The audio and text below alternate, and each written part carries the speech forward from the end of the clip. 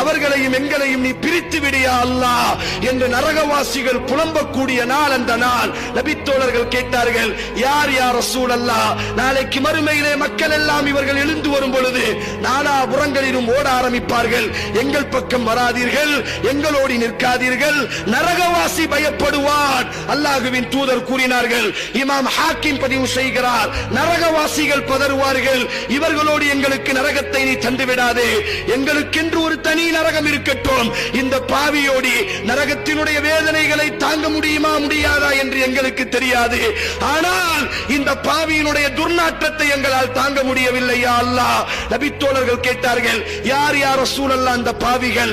அல்லாஹ்வின் தூதர் ஸல்லல்லாஹு அலைஹி வஸல்லம் கூறினார், இந்த பூமி பந்தில் அல்லாஹ் ஹலாலாக்காத விபச்சாரத்தை இவர்கள் ஹலாலாக்கினார்கள். விபச்சாரம் என்ன தைரியம்?